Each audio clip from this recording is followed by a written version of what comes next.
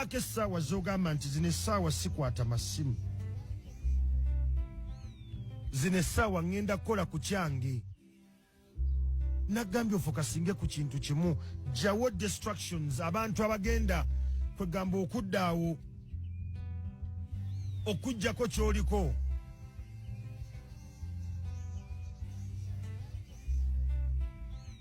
Kyenkulaga bakiyita clearing your plate. Clutter okumujjamu.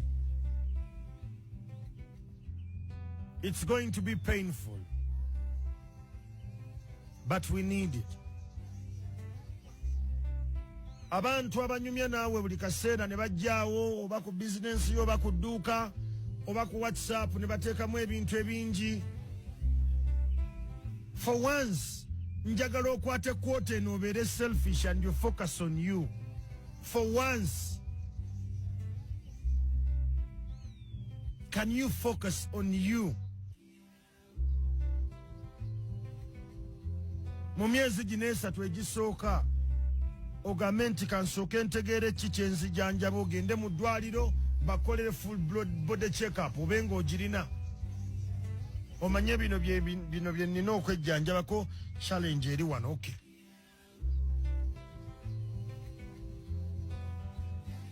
Okay? Ekyo bwe kiggwa ogambe kati amaanyi amalala ngenda gassa wano. Ensimbi zange ngenda zisaasaanya ntya era ku ki? Saagala obeere na stress na pressure about life. Be just organized. Just get organized, comrade. Kubanga bwe tutabeera organized kyanguwa abantu otukuba.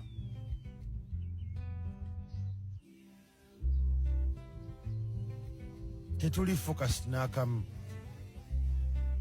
Tuli mabaala. Snapchat ebatwala sipiidi. Instagram ebatwala sipiidi. You're not focused. The currency you have for this quarter is focus. How you invest it, it's up to you. Bino byenkugamba nagambye nti nze tolina kyommanjera time erituuka n'ogamba nti omusajja yayogera. Tetwawulira buwulizi.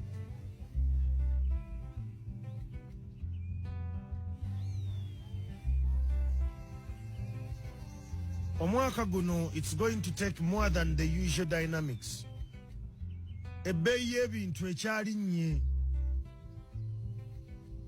Luli mwali mukaabya kajanja amafuta gali kutaana amafuta gali kati mwagamanyiira. Nera newankwadde gali kutaano. Tokyakiraba nga kikulu owulira oteeka ovuga. Kasana kangi bannange January. Akasana kangi.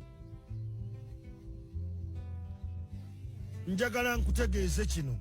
Teri muntu agenda kuwa business mwaka guno nga toli organized. Get organized. Nagambye bw'oba tonna drawing a budget ya quote eno, it's going to challenge you. It's going to challenge you.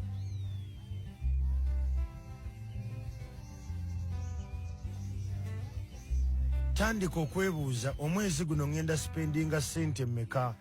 Abaana bakyali waka balyanga enzige. It's understandable. Naye wakipulaningira otya ekyo? Baddayo ku ssomero bateeketeekedde otya okuddayo ku ssomero?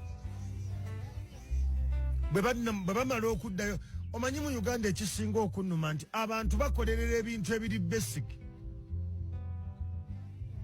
Omuntu akolerera kuweerera abaana na kuzimba nju na kulya. Painful. Quality life. Ebyo oteeka okuba nga obisootinga mangu n'ogoba the bigger dreams.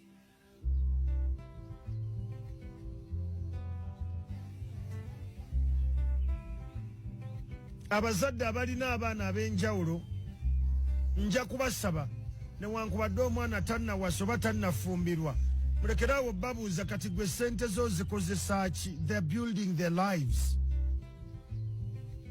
Ate oba ng'oli muvubuka ng'ogwa mu kkowe eryo nga tonnawasa nga tonnazaala, bwe bakubuuza sente zo zikozesa ki, aba bakubuuza bennyini baagala zikozesa oba baagala kuwabya. Tugende tukinywemu. Oli muvubuka tolina mwana ate noddaawo era weerumye sha kati bw'onoozaala. That kind of mambo jambo is so lame and nonsensical. Tuli mu kweyo.